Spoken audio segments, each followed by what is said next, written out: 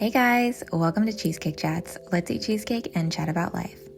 So today I want to start talking about my recovery from my ED. And make sure you read my note in the description and only watch this video if it's something you can handle hearing about. Let's get started. Recovery. It wasn't at all a linear process. And I think that's pretty standard when it comes to EDs. So this isn't at all a comprehensive list, but these are just a few times that I consider breakthrough moments, and they really helped me heal and push me in the right direction. So the first is actually a study abroad trip that I took to Mexico.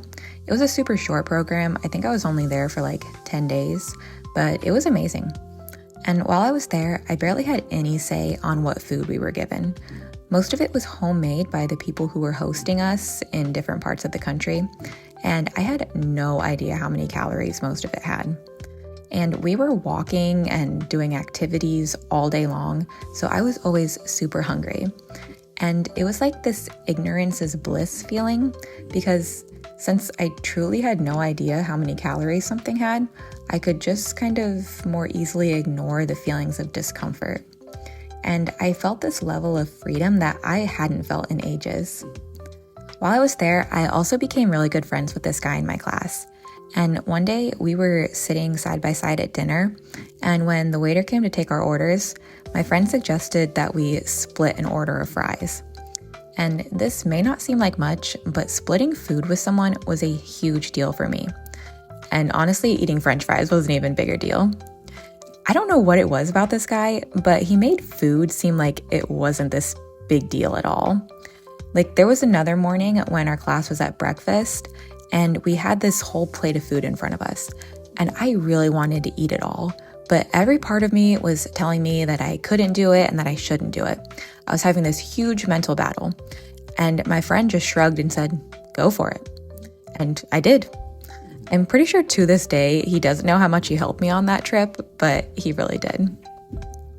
And then on a sadder note, another moment that pushed me into recovery is the time that I found my mom crying in the bathroom because she was so worried about me. And one thing about my mama, she never cries. So I was horrified when I found her like that. She actually pulled me onto her lap, and I remember feeling like a sick baby bird. And it was one of the only times that I really felt like little and frail. I was so sick at that point, but I was in complete denial. And while I was in there with her, she told me that my brother had been mentally preparing himself for my funeral. That one hurt.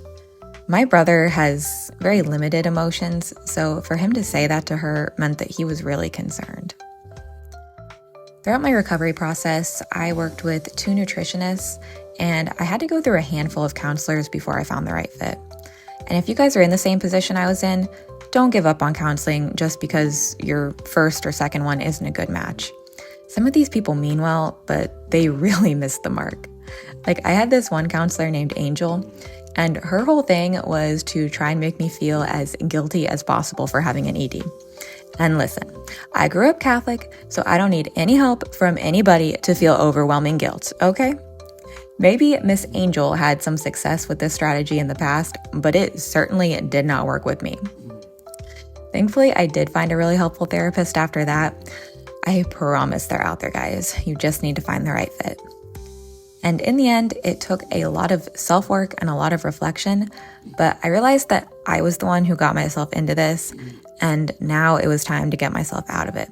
No one was going to do it for me. I had to decide that I was ready to be done, and I finally did. And of course, my recovery journey wasn't perfect after that, but it wasn't until I made that decision that I started to make any true progress. So I know this chat was a little heavy, and we're going to stop it here for today. If you guys have any specific questions for me, just let me know. And honestly, thank you so much for the comments and messages you guys have been leaving me. It means so much to me. And also, I'm sorry if you guys have heard my bulldog honking in the background. He is so loud, but he insists on sitting next to me. I post new Cheesecake Chats twice a week, so make sure you give me a like and a follow so you don't miss an episode. Thanks so much for watching, and I hope everybody out there has a lovely day and that you all find something that makes your life feel just a little bit sweeter. See you later. Bye.